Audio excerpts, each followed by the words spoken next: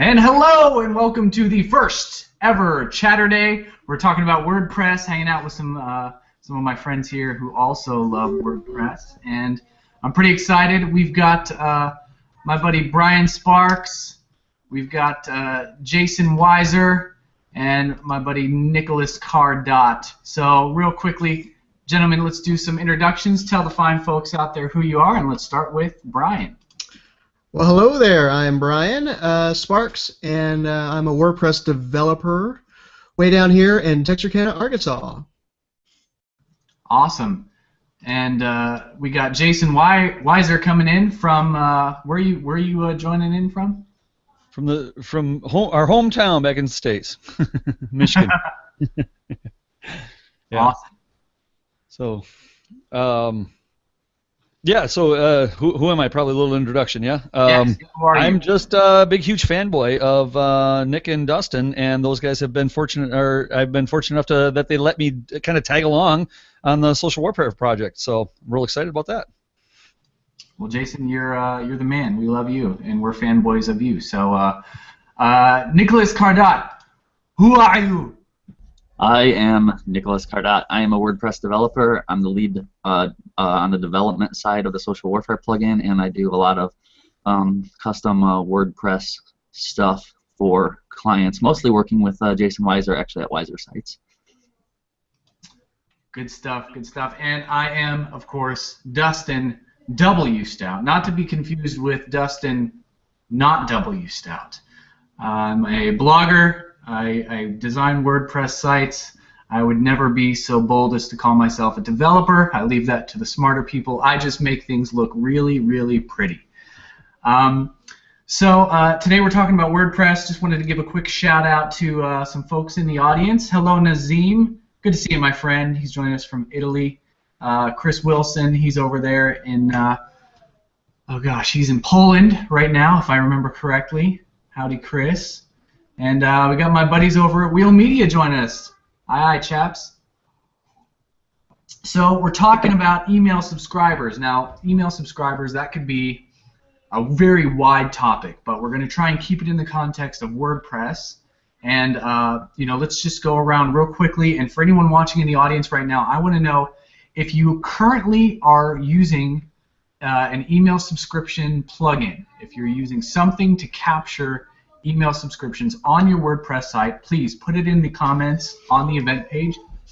I want to know what you guys are using. And real quickly, let's start with Nick on your site, Site Sketch 101. What are you using to grab email subscriptions? Well, I got to be honest, I barely ever use my site. If you look at my most recent blog post, it's like 4 months old. So, like, looking at my own, you know, the Carpenter's House thing going on there. Right. But to be honest with you, I've used quite a few plugins. But really, one thing you have to highlight before you even jump into the plugins really is the quality of your subscribers. So, for example, I was using a plugin for a while called Pop-Up Domination, and it puts that pop-up up on the screen after a user's been on your site for 20 seconds or however long you set it to. Right. And it's really useful. I was getting like 10 leads a day, which, I mean, at first thought, you're like, wow, 10 leads, that's really great. That's going to add up pretty quickly. Yeah. But the truth is that the more I had the pop-up going, the number of opens and things like that, and the click-throughs and things were just dropping off rapidly. So if you're going to use a plugin that, whether you're incentivizing, you know, using a pop-up to grab their attention, or giving away a freebie, or whatever it is you're doing, you want to make sure that you're targeting it the right way so that you're getting subscribers who are genuinely interested in you or what you have to say. Yeah, that's a great topic. And actually, Nick, you confirmed something that I've wanted to do an in-depth study on for a long time, and maybe we should set something up with us. I think it'd be a great addition to the social warfare blog. But you know, how do those things affect quality of subscribers? I've always been about quality over quantity. I think, you know, if you have 1 million subscribers, it doesn't mean anything if none of them are clicking on your things. So that's a great study, and I have to stop everything right now. We got to stop everything. We have a spy in our midst. We have a non-WordPress person in the event. I just thought that too when I saw his name. I'm like, why is he in here? The house? Mr. Blogger himself. No, we love David. He's got an insane amount of insight, and glad to have you here, David. If you have any insight on blogger-related things in the conversation, we'd love to hear what you have to say as well. Tim Longwell, he uses opt-in forms. I guess it's a plugin also. Chris Wilson, he's hard coding his own HTML. Good for you, bro. And Nazim has just dropped a link to his site. He's got it on the left side. Awesome. Jason, what are you currently using to grab some email subscribers for your WordPress site? Yeah, I'm not using a plugin. I'm hand coding it, creating it from Aweber. But on that note, I would say that we've done some really great things. When I say we, what I really mean is Nick. But with the APIs through MailChimp and Aweber, that are pretty robust and amazing for some of our clients in terms of sales funnels and lead captures on, say, a membership site where you have to ask the question: has the person already purchased? Is this the first time you're connecting with them? And then sending out autoresponders and putting them onto different segmentations. So there's some really exciting, robust stuff that's being done there. What I don't like about Aweber is their jQuery that you can just paste straight on your site, and it's not responsive, and it's kind of bulky, and I don't care much for it. So, but because of the API, because we have a very skilled WordPress developer, we can do some pretty amazing things that way and kind of circumvent. And while we're talking about David Kutcher, I see him on here. I think I just totally a little bit off topic, but I think it cracks me up that David's been kind of pigeonholed as a blogger. But in his defense, I know that he and the folks over at Confluent Forums, I know they do a few WordPress sites. He'd probably be able to keep up with the conversation at least. And a quick side note: you just said doo-doo. I did? You did. They do over there at Confluent Forums. And David just sent me a private message right now while we're in the video that said, "Hey, I just launched a site this past Monday, and it's on WordPress. So I want you to know." And then he put in the comments, he says, "I'm a platform agnostic. I like both Blogger and WordPress." Agnostic. Good for you, David. I'm sorry to have added to the pigeonhole there. So, Brian, you're next on the list. What are you using currently to grab email subscribers? Well, currently for my site, and of course that's one of the reasons why I like being here today is for you guys to kind of coach me through a lot of this. We've done a lot of social marketing for other people. When I say a lot, maybe not a lot, not a lot as you guys have, but we're beginning to kind of get out of so much of the just development stage and start getting into the business growth stage. We're trying to help businesses grow versus just throwing them up a website. So that we're just kind of branching out and starting this to get-go. We've been using the X theme that you can find on ThemeForest. We're in love with that theme. They have something that's custom for that, for MailChimp at least. Outside of that, we've been using the MailChimp links that they provide. We create the form that we like inside MailChimp, and we tell people just click here to subscribe. There we go. Cool. Well, yeah, I think your video's out there, Brian. You might want to give a tap on the camera there just to see what's going on. But yeah, I've used a number of things myself. I'm fully capable of hard coding my forms, but at the moment I don't, just for headache's sake, because a lot of people don't know this. I'm a bit of a perfectionist, and so if I were to sit there and hard code it, man, I'd be at it for a long, long time. And unfortunately, fortunately, I have enough work keeping me busy for clients to where I just don't have the time to sit there and hand code all my forms. So I'm using currently a new favorite form system of mine. I've just recently started using it called Ninja Forms. Ninja Forms is a free form plugin for WordPress, and it has sort of a la carte add-ons and extensions that you can buy. One of them is a MailChimp add-on, and I've been using it now for I think 3 or 4 months, and I love it. I can just put it in there, throw it up. It's really beautifully done. It integrates well with Genesis, the current framework that I'm using, and I just set it in there and I go, and it handles everything else, and I can keep doing what I need to do for clients and attempting to write blog content, which is sorely needed on Dustn.tv because my regular blogging has been slowed down, and that could be a topic of conversation for another day. The frequency of blogging, how to make it a priority. That's something that last year I wanted to do more of and end up doing less of. So maybe we can talk about that in another discussion. So yes, I'm currently using MailChimp in partnership with Ninja Forms, and MailChimp is my email subscriber platform of choice. Let me bring up Ninja Form versus Gravity Forms. Any idea or comment on that, Nick? You've got something to say about that, don't you? I haven't worked with Ninja Forms a lot, but I do use Gravity Forms a lot for different forms and whatnot, and so that's definitely my preference. And because I'm not familiar with it at this point, I would probably just say my preference is because I'm so familiar with how Gravity Forms works. So maybe Ninja Forms is a viable alternative to that. Gravity Forms is it's a premium plugin that you have to pay for, and it does integrate very nicely with the APIs of MailChimp. I think Aweber as well. I don't know if we've used it, but does now Ninja Forms? I know it's free out of the box, but what do? You have to buy add-ons. Is that right? Yeah, you have to buy it. So whereas Gravity Forms is sort of an all or nothing, Ninja Forms is more of an a la carte. So you can buy the basic Ninja Forms. Well, you can download it for free. You can search the WordPress repository. Ninja Forms is completely free.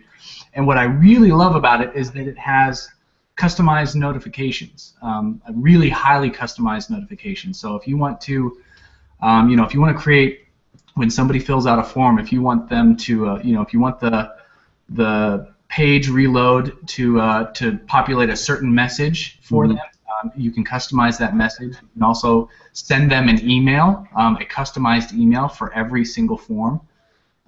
You can send yourself an email, and you can dictate exactly what that email says. You can even have a page redirect after once that is done, and you can do all this one on top of the other. It's like a list of notifications that you can create. That I really love the ease of use of that.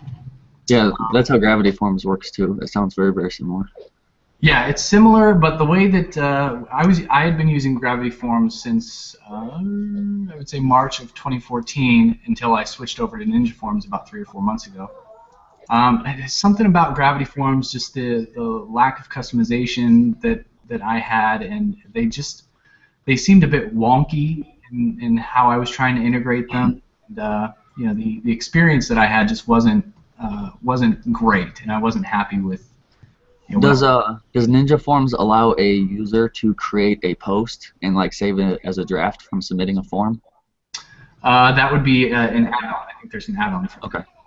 Because that's one of the reasons I went with Gravity Forms, because I needed that functionality for one of my clients, for one of our clients, who wanted to be able users to submit content and have it go on the site, save it as a draft, they go in, approve it, and just hit publish. Yeah.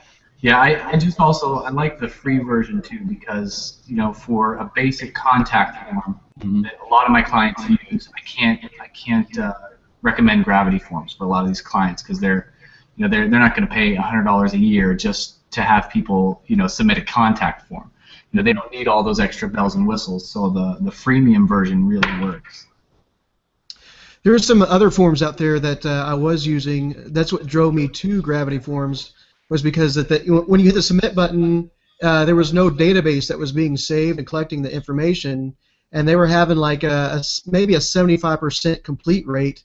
Otherwise, the emails just got lost out in a digital trash can, I guess. And so I enjoyed having. Does Ninja Forms also have that database backup, so that you can go on there and see what was submitted, or does everything get submitted via email? There's a couple questions here. I'm seeing one from Tim, and then another one from David talking about load times and extra calls, and then Tim's saying something about slow load speeds. That's something interesting to talk about. Is both the different the different mail clients. Just speaking of Aweber and Mailchimp, kind of the big two, but the difference between actually embedding it in yourself and copying the code in, and writing your own CSS and div containers, as opposed to bringing in the JavaScript. And does anybody have any comments about why? Let me say it. I think the advantage of the JavaScript is for people that are non-techie people or don't have access to a developer to kind of do the code side of it. But if you have any if you have any amount of code experience or you have access to a developer, I think it's increasingly beneficial to actually use the code rather than the jQuery. Yeah, I mean, I definitely prefer the stripped down HTML version with no styling at all, and then style it myself to match the look and feel of the site inside my my site's child style.css file. Then there's nothing being loaded except for a little bitty block of HTML, and that's it. There's no JavaScript getting called in, no external CSS getting called in, no bloated CSS, nothing like that. It's just a little block of HTML and a few more lines in your CSS file. Yeah. I said, David, go ahead and answer your question. If you know more about that, those 5 extra files that are loaded, I'd be curious to know that.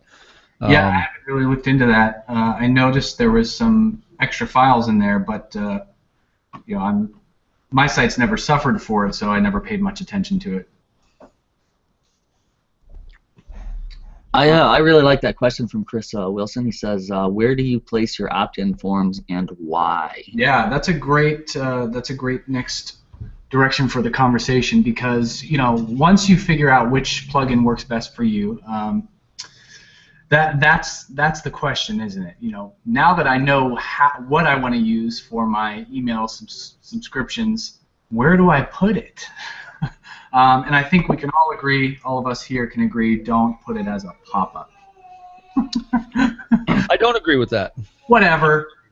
You're booted. You're out. I know you're a big pop-up hate boy, but I think this is the same thing that I think with when anybody makes any sort of a categorical statement, I always rebuttal with every business is unique. There are use cases where pop-ups are valuable. Just make sure that you know why you're using it. Don't use it just because it's available. Have a very good reason for having it. I mean.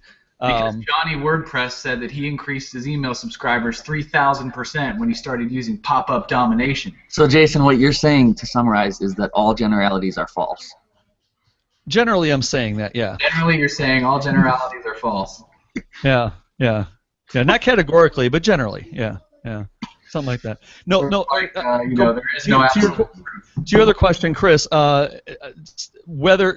where they are, you're right. That is a good question, and we can touch on that. But to the point of WordPress or development, I think a topic that's important in touching your question, where do we put them, is making sure that you put unique identifiers to know where they are so you can experiment. For example, on my homepage landing page, I have a different form for what I call my feature box, then I got one for sidebar, then I got one for footer, then I've got one on the about page, and then I've got a squeeze page, right?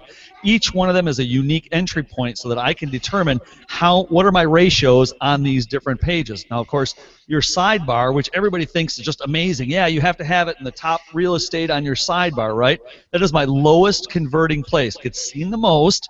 Every time the page loads, that thing comes up every single time, and it percentage-wise gets the absolute lowest amount of signups. The next would be my footer. The number one for me is my homepage feature box, and it dominates. I mean, it accounts for a huge percentage of my signups. And also beyond that too, just to talk about context even more, you also have to decide what your call to action on your website is and what kind of a priority your email marketing is. Because I'm thinking about one client we have right now who's a real estate agent, and if you think about someone who's interested in buying a home, they're usually on the market to buy a home maybe 90 days, 6 months in advance, and then once the process is over, they have no use for being subscribed to a real estate in San Francisco newsletter. They could care less at that point. They're going to live in their house for the next 7 to 10 years, unless they're into commercial, buying investment real estate, or they're a house flipper. But the average person buys their home and then they're content and they don't want to be subscribed to that.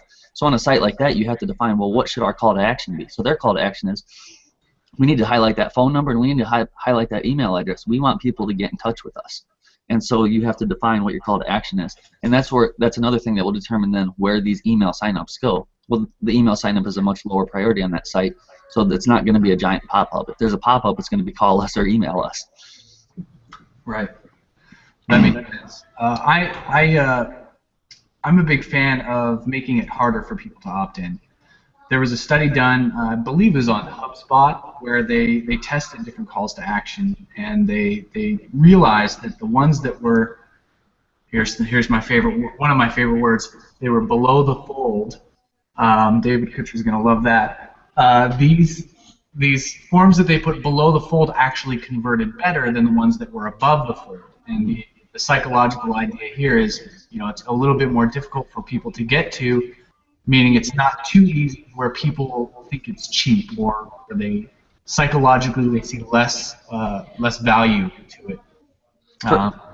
And I agree with that, and I would add another layer to that. And I was thinking about this when I was laying out a header, like the order I want people to see the content. It's the same thing as you're looking down a page. By the time you've gotten further down the page, you have a lot more context. You know what this website is about. You know the quality of some of the content, things like that. And so now you're willing to buy into it. When you just see an email right at the top of the page, what in the world am I putting my email address into? Why would I put it in here? You haven't given me a reason yet. As you go down and you see the quality and you buy into what it is you're seeing, and you're like, oh, okay, I get it. This is really neat. Yeah, I'll buy into this. Well, and I would push back on that, Nick. Sorry to cut you off, Brian. I would come back on that, Nick, with my site, for example. Most people that land on my site don't come in organically. My site isn't really built for search. Most of my people come in because they saw my show, they heard my podcast, we've just talked, and I said, go to my website and look for the big red button and push it. So they know, I've already told them where to go. So mine at the very top, which is why it's easy to, yeah, sorry, Brian, you were going to say something? No, I was just listening to a consultant about a year ago. They said, pop-ups. Everybody hates it, but at the same time, it works for them. But you try that with some of these websites, like a restaurant website that I developed about a year ago. Pop-up for their newsletter, nobody wanted to see that, so they were annoyed by it. And then if you can't find the X right away, people are going to back out of that site. So when is using that pop-up to sign up for the newsletters beneficial for the client? Is there like a certain clientele that that would really work for? Yeah, it's context, and like in the psychological operations community, the #1 underlying theme for every action we take has to do with knowing your target audience, and that's really what it comes down to. And once you know them, you know why they're on your site, what type of information they're trying to get, and then you try to guide them toward whatever funnel you want to set up, whatever call to action is most appropriate for that audience and for the goals you need to accomplish. And test. So again, make sure you have a unique identifier on that pop-up, and I say give it a chance. Try it out, test it out, see. Maybe it does work. Maybe you're going to see some amazing conversions on that thing, and then, let's see. It might work for your site. Chris Wilson makes a great point about the best pop-ups are the ones that monitor your mouse movements. When you're going to exit pop-ups, they're called, and those definitely have very good success rates. People talk about those. I guess that could also depend on your audience too, because when I see that, usually I'm switching between tabs. So if I'm going to switch between a tab, and right before I go to switch between a tab, I see an alert pop up of my face, it breaks my concentration or it breaks my flow of thought, I get extremely frustrated. And that's pretty much my frustration with pop-ups in general. If I didn't take an action, great example is Ryan Hanley. My buddy Ryan Hanley, on his website, he uses a pop-up, but it has to be initiated by the user. So the user clicks a button because they want to be subscribed to the email, and then the pop-up comes up. That to me is a good usability because it provides an instant. They're taking the action. They want that form, and they're not having to reload a page to do it. And, it's increasing the user, the user's experience. Whereas most pop-ups are used to disrupt the user experience, and I hate when my experience on a website is disrupted. Yeah, I get that too. And the one thing I would say, pop-ups do generate a lot of sign-ups, and a lot of people do complain about them. But from my testing in them, like I said, I saw a huge increase in sign-ups, and I saw quite a decrease in the bounce rate, or not bounce rate, the click-throughs and the opens and whatnot. So it really comes down to, do you want to go fishing with a shotgun, or do you want to hone in with a sniper rifle? And that's why I'd like to do a study on it, because it might just be a volume play.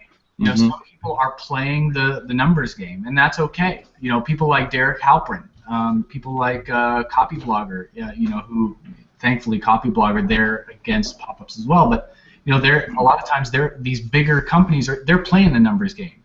And so let's say that a pop-up, you know, it yields 10,000 subscribers, whereas, you know, if they didn't do the pop-up, they would have 5,000 subscribers.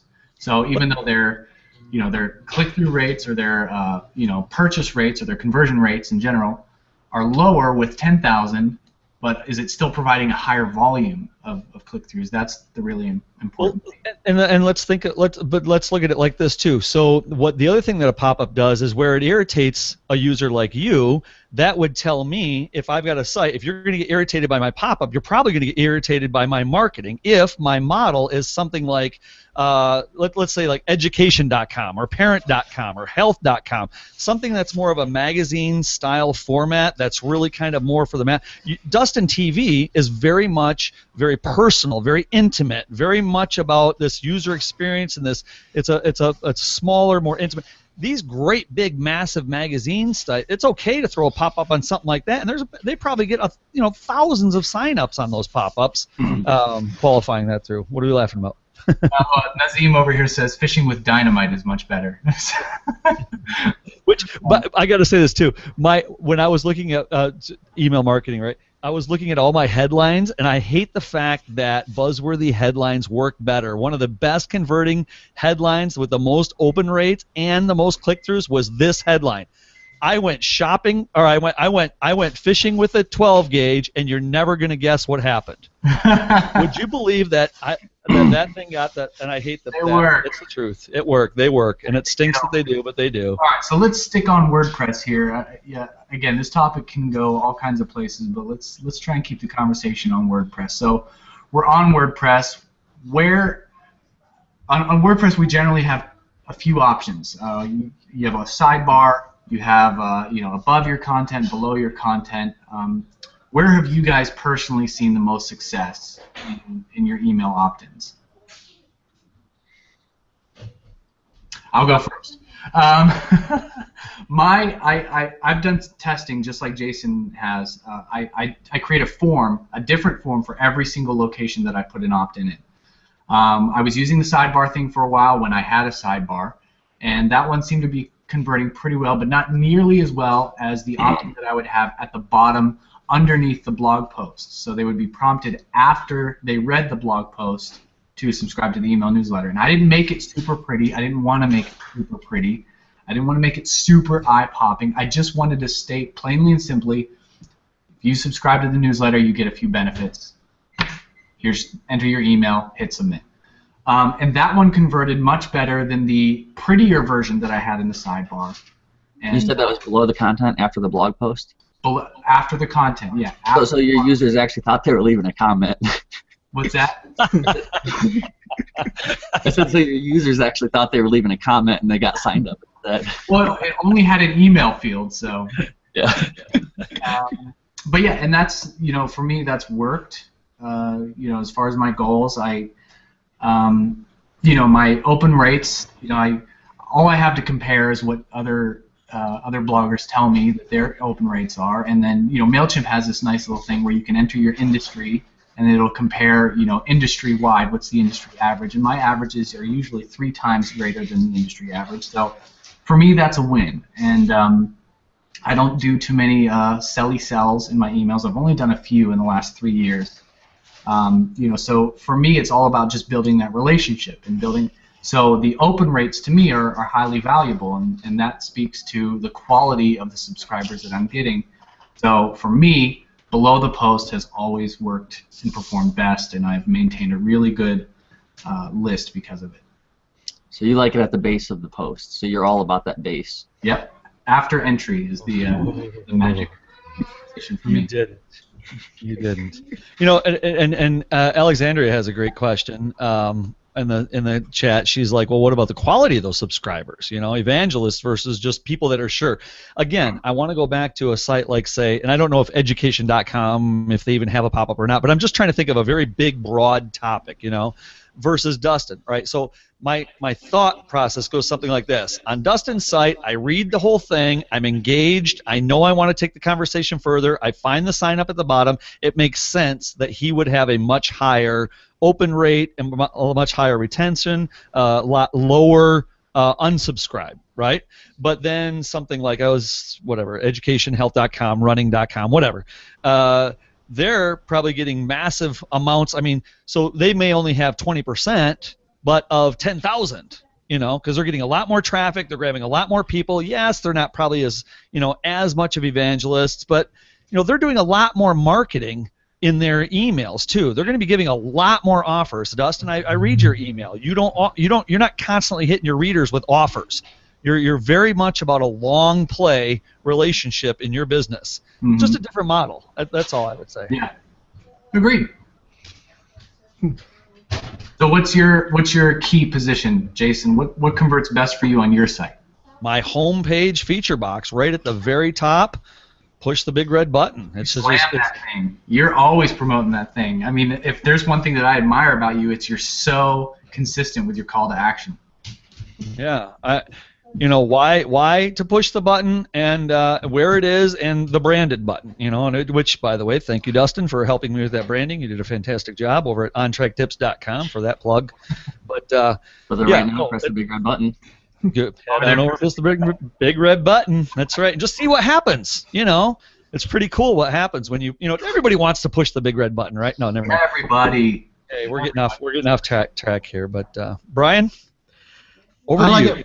I like it right below the slider when I add it into my clients. We also have added it a lot in the sidebar as well. I never thought about the idea of adding in multiple different forms to see wherever I'm getting the most traction at. But we have focused a lot on what do you get out of this when you sign up. For a lot of the retail industries, it's usually like a coupon or a free drink or whatever at the end of the sign-up process. So that usually helps the conversion a lot versus just not giving them anything at all at the end of it. So that's the one thing I like about Dustin's newsletter is I get these emails about here's free graphics that I can use. It's like, sweet, I will take this. And so for a lot of the industries that I'm working with, the retail side of things, we focus more on what happens at the very end of the sign up. And so that's what really helps drive the traffic there, because they'll sign up everybody. They're like, hey, I'll sign up my little 9-year-old kid. Woo! So. Yeah. Chris Wilson makes a comment here. Says that's a good point about the comments section. Sometimes I come to a site and the sign-up section is so large that I give up on finding the comments, and that's an issue that my site has. I've got not only do I have the opt-in after the entry, but I've also got my author box. So if people are not familiar with who I am, the author, they can get a little bit about me, and then after that, then the comment box. So what I usually do to sort of get around that or to assist with that usability, so I always put a final thought in the blog post. Might be kind of cheesy. The final question to provoke engagement in the blog post, but I always put a link. You can leave a comment by clicking here. If you click on clicking here, it sends you straight to the comment box. So that might be something to look into adding. It's really easy to do in WordPress. You just add a link that's pound respond. Is your comment box below your comments or above your comments? Comment box. Because I did an experiment a few years ago on mine, and it like tripled the comments I was getting on my posts. Because I'd get like 20 posts or comments, and then like the conversation would die off because the box was buried way down there.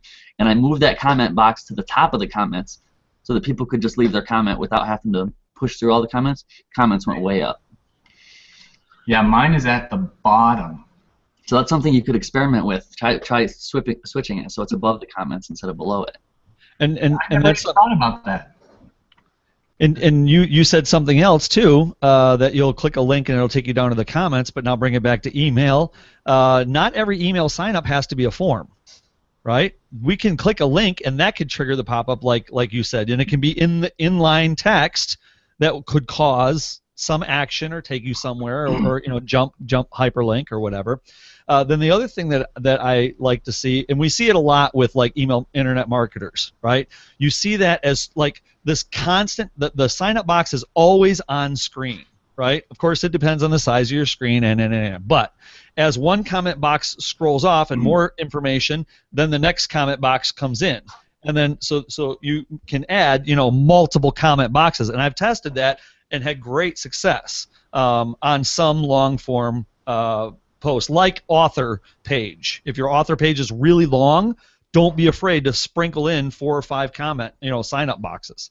Right. And one last thing too is you never know what the visitors. Some visitors are going to come in and jump to the. I'm the guy. I come in if I'm kind of interested in the article, but not really. Then I'll scroll to see how long this article is. So I'll jump all the way to the bottom. So as I'm going through there, if I'm seeing a big red button blinking across my screen that's subliminal, or just another thought. You're the guy that's killing our scroll data, right, David Kutcher? David Kutcher recently turned me on to monitoring and measuring the how far people scroll, and you're that guy screwing that all up. And that's another thing that's interesting too, right?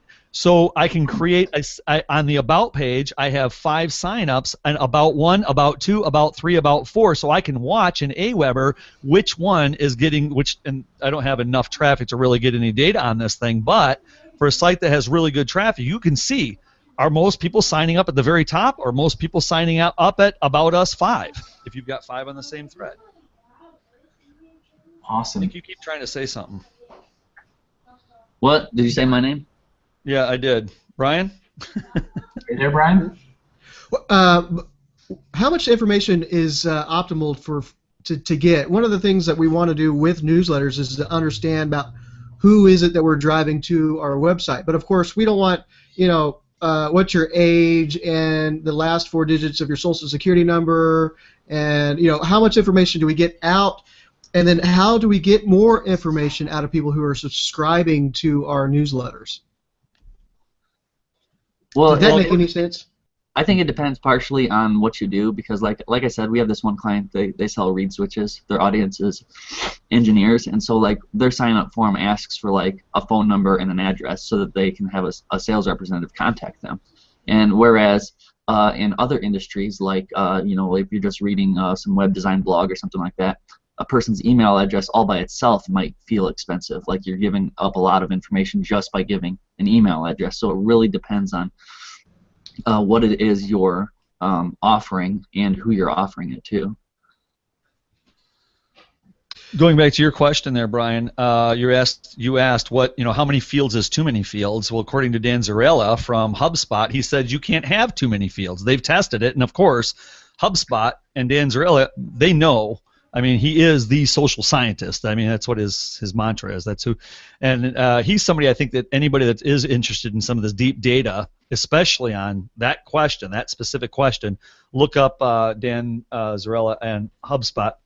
But and what Nick was saying there, the other way that I would answer that question is, how much data do you, how many fields do I put on my sign-up box? The question I would ask is, how much data do you need to sell your product? Meaning, if my email is like Dustin's, all I need is a first name and an email. That's it.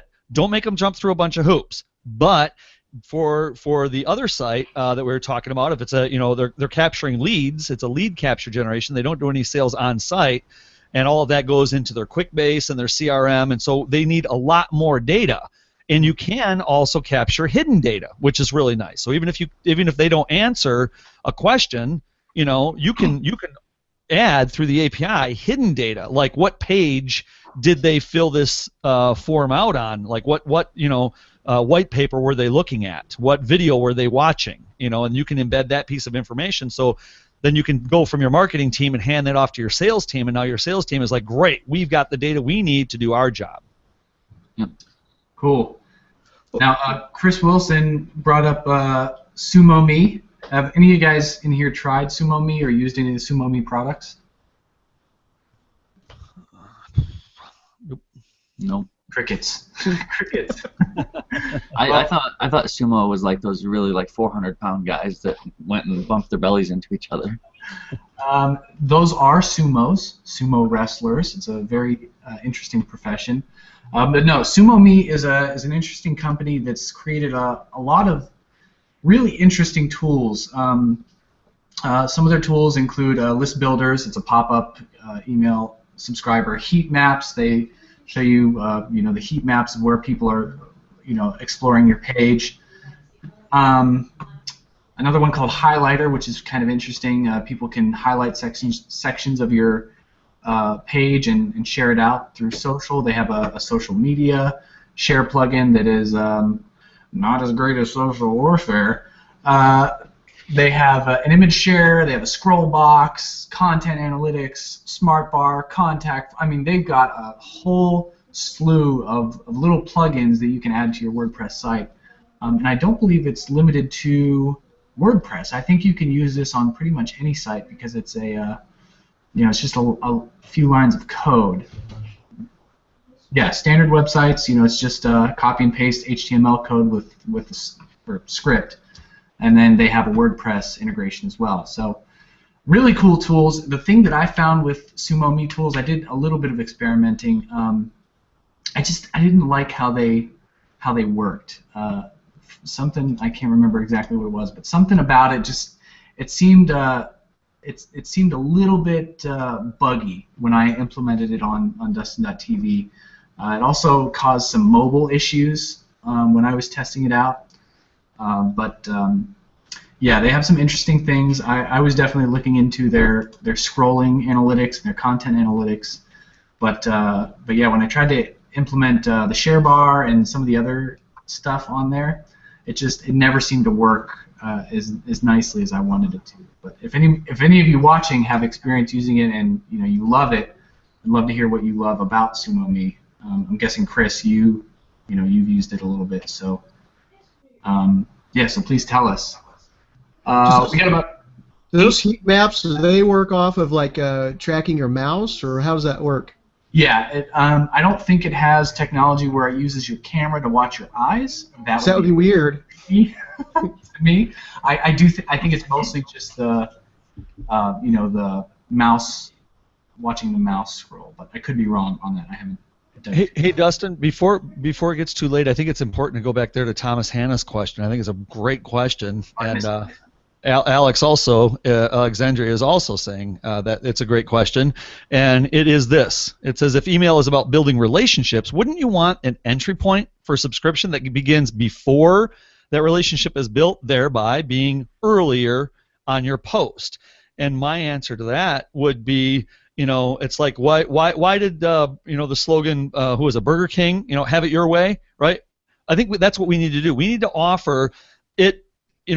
Just to force somebody to subscribe on our terms, I think would be more detrimental. Meaning, if the only place that I make an offering is at the very top, then it says you have to sign up before we get to meet. I think somebody else like Dustin, he puts it at the bottom. He's saying, okay, you've had a chance to get to know me. You either like my content or you don't. So now, are you interested in taking the conversation a little further? Right. Some people want to just pop in, sign up. This is what I'm after, but I don't have time for it. A friend of mine recommended it to me. Give it to me fast. Another one says, let's kind of develop this a little bit further. I think multiple sign-up sheets. You can never have enough sign-ups on your page. An interesting idea that I had too. Back in the day, I used to have a few affiliate advertisements on my blog, and the highest converting one I ever had was literally, it wasn't even a banner. It was a one line of text that was the same size as the body content, and then there's a little separator, and it was right before the blog post. And it basically just said, if you're looking for a great theme for your WordPress, check out. And then it was the name of the theme company, and that's all it was, just text. Then there's a little separator, and then the blog post started. So you're only talking about like 20 pixels there, but I was selling at least 1 or 2 of those packages per day. I mean, that thing converted, and it was just a line of text. So I was thinking about your pop-up idea. What if it says, hey, if you'd like more, or if you'd like to keep up to date, or whatever your call to action for your email is, and then there's a link there, and they click on it, and it doesn't take them off page. It gives them the pop-up. Maybe something like that would be a really neat experiment as well. And it only takes up, 20, 30 pixels of space, so it's not like it's burying the content back down. Yeah, that's a great idea. And I got one more thing on that with to Thomas Hanna's, not so much about WordPress or development, but in terms of email marketing. Something that came to me very recently was the way that we engage on social media. We hear everybody say engage, be real, be genuine, be authentic, carry on conversation. What if we took that same mentality to our newsletter? Right? So that use that newsletter to create these relationships, and every single person that does go, that takes the time to email you, I see that as a much more expensive social currency, the time it takes to send you an email versus the time it takes for you to drop a comment onto a social stream. Right. So people need to really be thinking, if you're going to be doing email marketing and somebody makes a comment to you, you get in there and you answer that, because that relationship is much deeper and more invested. And I like what Nick said. I mean, let's face it, nothing is free online, right? Nothing is free online. Even your email is the currency of the web right now, right? A lead capture is the currency. In fact, some marketers even say it's more valuable than a sale the first time around. Yeah, unless you're selling houses, of course. Well, yes. So I think this is a great conversation. Now, bringing it back to WordPress and bringing it back to something that David Kutcher brought up about my own site and Ninja Forms, adding several different style sheets. And one thing that I always harp on my clients when it comes to WordPress is the number of plugins that they use on their site. Now, one of Ninja Forms' drawbacks, as opposed to Gravity Forms, is that each extension or each add-on that you use for Ninja Forms is another plugin, or it's another download in your plugins folder. And that can be detrimental to a lot of people's websites. If you don't have a dedicated server like I do, then every bit of computing power used for a plugin counts. But if you were worried about that, couldn't you just take their CSS and put it into your child theme and then write a function that just unenqueues their style from queuing up? If I was Nicholas Cardot, heck yeah. But I'm not. I make things look pretty. I could sit there and hard code, but it would take me 5 hours longer than it would take Nicholas Cardot. That is a conversation I heard just a few days ago about getting your code all in one code. That is a great way to speed up your site, but the first time that plugin updates, then you got some, you could have some really messed up things. Yeah, and that's, again, that's why I go back to using the third-party plugins, because I know that I'm not going to have to hard code it every time my theme updates. I know that Ninja Forms is a company that I can kind of rely on to keep things tidy. It's not an independent, plugin or theme developer. And if their code is written properly, then you can use a tool like W3 Total Cache, which combines CSS files that have been enqueued and then minifies them. Yeah, and which I do. So maybe I need to look into, David, maybe I need to look into why W3 is missing that, missing bringing in the Ninja Forms. But all that to say, at the end of the day, you got to make the right choice for your site and take, a lot of things into consideration. One of the things that, that we were adamant about when we came up with social warfare is that, we were using, 3 or 4 or 5 different social plugins to accomplish one particular set of tasks having to do with social, and so that's why we created all these functions into one lightweight plugin. So the same should be applied, the same mentality should be applied to your WordPress site. If you're using 5 different plugins for email subscribers, then it may be hurting your site more than it's helping your site. So always monitor page load time, and always monitor how much load those plugins are taking, what toll it's taking on your performance. Now, Jason, you showed me a tool one time that will actually show you and monitor your site's performance, or maybe it was you, Nick, where you can plug in your site and it'll tell you which plugins are. There's three of them that I use ritually. They're Pingdom Tools. Google has PageSpeed, which is fantastic. Mozilla Firefox has a nice one, and then YSlow. YSlow is a plugin that was put in. And each one has different tips and ideas about how you can increase it. Some grade you by a number, some give you an A through a D. But I use GTmetrics.com. Which one? GTmetrics.com. GTmetrics. GTmetrics. Is that the one that actually identifies plugins? No, I don't think so. It just does a front end load. There's a plugin called what? P3. That's what it is. Plugin P3. Yeah, I was telling you about. I showed that one to you, Dustin, Yes. and that's when we got on our Jetpack discussion, which we won't get onto now. But if you use I think it's called just P3. It's performance something anyway, and it will show you basically benchmark your plugins for your website. That's the one. Okay, so that's the one that really goes in there and identifies the plugins and tells you. Yeah. It gives where the piggies are. Yeah, so that's a good one to have. Now, real quickly, I did want to comment on, you mentioned Jetpack, but and we could go into a discussion about how good or bad Jetpack is for your site. But there are some people who, beginning bloggers, people who are just venturing into WordPress, and they don't want the hassle of going through MailChimp or Aweber, and they don't want to deal with all this. They just want people who read their blog to be able to get emails when they post a new blog post. And for me, in my experience, somebody who's just learning and cutting their teeth on WordPress, Jetpack actually provides a good email subscription service. It's powered by WordPress. It's branded WordPress. It looks like WordPress, but they subscribe, they enter their email, they get an email every time you post a new blog post. So that might be a simple and quick solution for those who, they've got so much to learn when it comes to WordPress that they don't want to have to deal with learning MailChimp and then plugins and all other stuff. Right, Nick, if you were pressed to have to say yes or no to Jetpack, there's your only two choices: yes Jetpack or no Jetpack. What do you say? Well, I'm a developer, so I would say no. You'd say no. And just for everybody that's watching, Jetpack is created by Automatic, which is the people that created WordPress, which is Matt Mullenweg. Matt Mullenweg, when he has questions about WordPress, he goes to Nick Cardot. But the reason I said no because I'm a developer is because I can create the right solution that I need for myself and my client, whereas someone else out there, like Dustin is saying, who just wants to get something set up and get it set up quick, right? Turn your Jetpack on and go have fun. Yeah, and like I said, it's all about the context, right, Jason? Some people they need that. They need the hand holding. They need the simplicity of things that are already built for them, so they can just focus on what they need to do in the moment, and then grow from there. And we're all at different places in our journey. We're all at different levels of learning. And we have to start somewhere. So for someone just starting out, cutting their teeth on WordPress, maybe they just matured out of Blogger, or they've grown up and now they're no longer on Tumblr. They're just getting started with WordPress and they need a quick and easy solution that they don't have to worry about. I feel Jetpack is a good way to go.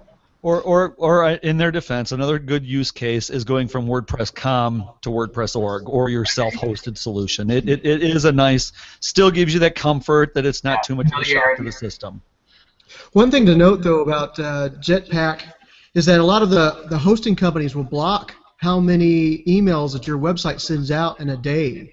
So if you have more than, I think my host limits 100 emails. So if you have a new post, you have more than 100 email subscribers, you hit go, it's going to send it out to the first 100, and then you're done. But that it also includes, like, if Gravity Forms, all the contacts and all that stuff that gets sent out there too. If your hosting company doesn't allow a lot of emails to be sent out per day, then there's a lot of emails that might not be going out that you think that they are. So. Which is exactly why you really need, if you're doing newsletters and emailing for business, then absolutely invest in a third-party program like Aweber, MailChimp, or ActiveBuilder, any of those. And if you go with MailChimp, for example, start with their free program and you're not even investing anything except time. You get 2,000 free email addresses. That's right. 2,000 free subscribers, 12,000 emails a month. I didn't grow out of their free plan until last year. And then I really grew out of it quickly, which was not what I was expecting to happen. So yeah, anybody can use MailChimp and be totally fine using a free service, and it's a beautiful service too. I cheated when I hit 2,000. I created a second list and I started building that one. So I've got one list with 1,900, and then I've got another list that's growing. I considered doing that, but for sanity's sake, I just went ahead and paid. All right, guys. So final thoughts. If anyone in the comments has any final thoughts or final questions, now is the time to do it. It's the last 5 minutes. What do you got? Comments on email subscribers in WordPress. Crickets. Crickets. Crickets. I think we need an affiliate link for MailChimp as much as we talked about them. I know, right? Yeah. I'll just throw my my affiliate link in there, or we could all throw it in, and we'll see whose affiliate link converts better. No, just go to Mailchimp.com, guys. Sign up. It's a great service, and well, that'll be my closing then. If pressed between Aweber or Mailchimp, what's interesting is the people that are pushing Aweber are generally the internet. Go to any blog and say which is better, Mailchimp or Aweber, and all the people that are saying Aweber is the best, there is an affiliate link in there because Aweber pays a wonderful affiliate payout. What is it, 40%?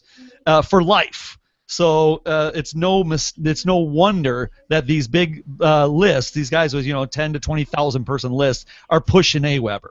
But if ask me, Mailchimp, go with it.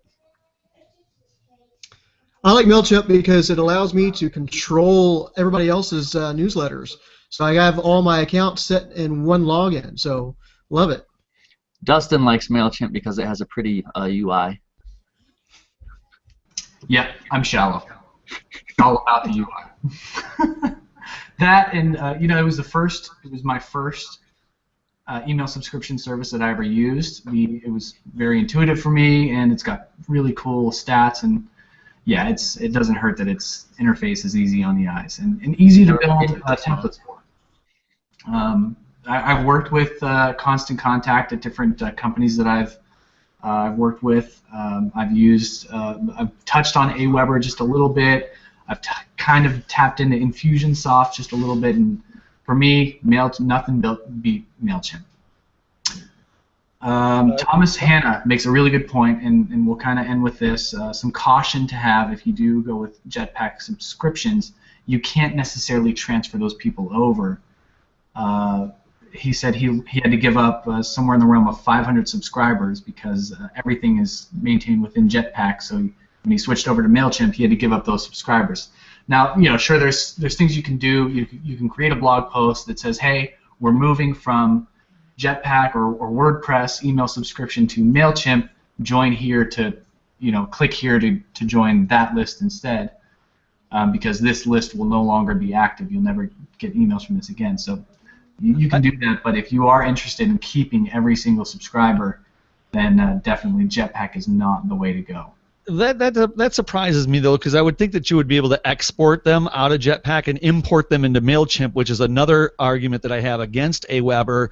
Is not to get too far into it, but Mailchimp allows you to import people without forcing you to do a two-step verification. You cannot do that with Aweber. Aweber requires you to two-step verify. You cannot just add somebody to a list.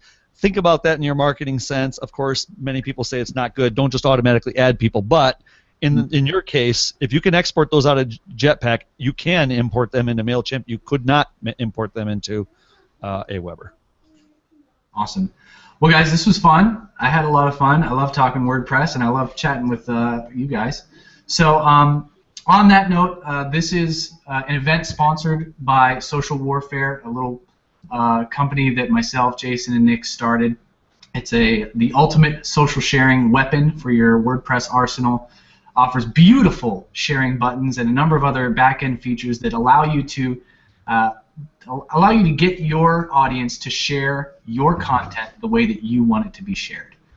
And you can check that out at warfareplugins.com. Also, this is an event put on by the WordPress enthusiast community. So if you haven't joined that community yet, definitely head over there. We'll put the link in the event page, and you can become a member. We're going to start actively engaging in conversation there, and any future chatter days will be announced there, as well as a Google Plus survey of what topics you want us to cover in that chatter day. So go check out the community, WordPress enthusiasts, and definitely go check out Social Warfare, warfareplugins.com.